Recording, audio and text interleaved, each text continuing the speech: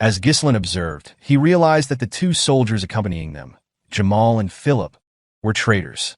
He struggled to comprehend how these men, once the most trusted knights of their household and known for protecting Elena since her childhood, could betray them. It was common knowledge that they had sacrificed their lives to defend her in the past. With a smile, Jamal welcomed Elena to the supposed event. To her astonishment, the area was desolate and unkempt.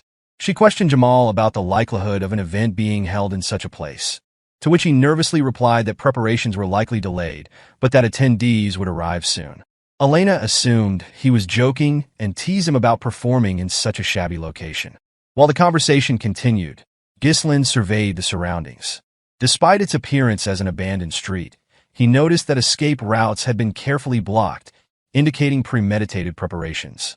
Elena, tugging at his arm, suggested leaving. Jamal, however, urged her to stay and watch the performance, but Elena refused, stating that she had no interest in remaining in such a place. Ghislain asked his sister if she worked out, playfully commenting on her strength. Before she could respond, Philip appeared with a menacing expression, asking Elena to wait. Alarmed, Elena accused the two men of acting strangely and questioned whether something was wrong. Jamal apologized for frightening her and, with an unsettling demeanor, mentioned a request that had been received. As Jamal spoke, three men entered the area. Two were dressed in black, while the leader wore a blue coat and matching hat. This man, named Frank, commended the traders on their efficiency. Jamal approached Frank, announcing that they had delivered their mistress as promised and stating that their deal was now concluded. Frank noticed Ghislain's presence and expressed dissatisfaction, noting that he had not asked for him to be brought along. With a nervous grip on her brother, Elena held on tightly as Jamal, smiling, declared that Ghislain had foolishly followed them, unaware that he was walking into his graveyard. Ghislain questioned Jamal, asking if he truly believed he could escape after betraying them. With a smug expression, Jamal dismissed the concern, suggesting that Ghislain should worry about himself. He explained that he and his ally could simply flee to a distant land. Jamal elaborated that they had grown tired of the impoverished county, plagued by barbarian raids, and noted that many others were leaving as well. As he spoke, Ghislain closed the distance and struck, slicing through Jamal's armor in a single blow. The sight stunned everyone present as Jamal's body fell apart. Ghislain coldly remarked that those who left before never tried to sell out their own people. Turning to Philip, Ghislain demanded to know if he was wrong.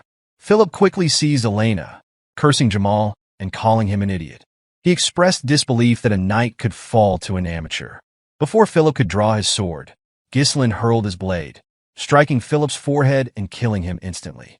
Elena rushed to her brother's side. One of the men in black, still processing the scene, asked Frank if the young man before them was truly Ghislain. Another commented that Ghislain had no prior combat experience or formal training.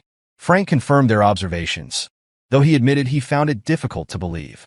The sight of Ghislain eliminating two knights so swiftly, using mana-infused strikes, was unexpected. Trembling, Elena asked Ghislain to explain what was happening. Instead of responding, he struck her neck, rendering her unconscious. Gently placing her on the ground, he told her to rest for a while. Frank, watching this, thanked Ghislain for simplifying their task. He noted that Ghislain was far more formidable than expected and revealed that they had intended to deal with Jamal and Philip themselves. Lighting a pipe, Frank inquired whether Ghislain had been concealing his true abilities all along. Ghislain retrieved his sword from Philip's head and, with a measured tone, asked why Frank was so interested in his skills. As he examined the group, Ghislain dismissed the men in black as insignificant threats. Frank, however, was different. The sheer mana he exuded was on a completely different level. Recognizing the danger, Ghislain resolved to finish the battle quickly. Releasing his mana, he prepared a set of strings. Before engaging, he demanded to know who had issued the order. Frank mockingly replied that it was pointless for a dead man to know such details. Realizing they would not give up the information willingly, Ghislain readied himself, stating that the truth would soon come out regardless. One of Frank's subordinates asked if they should decapitate Ghislain. Frank ordered them instead to capture him alive and break all his bones, ensuring he would lose his sanity. With a sinister smile, Frank added that Ghislain's screams of agony would make for a perfect masterpiece.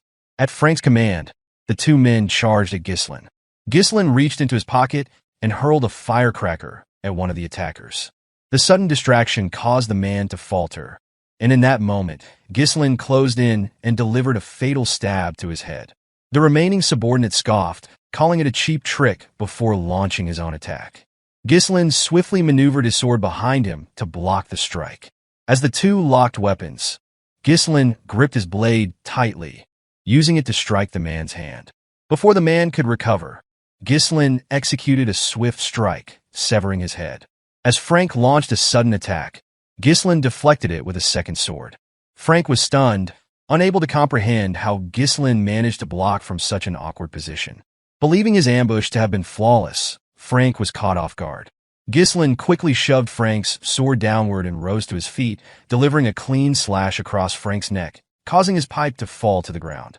To Ghislain's astonishment, Frank retaliated almost immediately, using mana to reinforce his neck.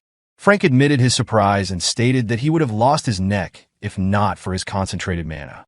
Ghislain realized that the man had minimized the attack's damage by directing his mana to the critical area. Frank adopted a combat stance and questioned the origin of Ghislain's unusual swordsmanship.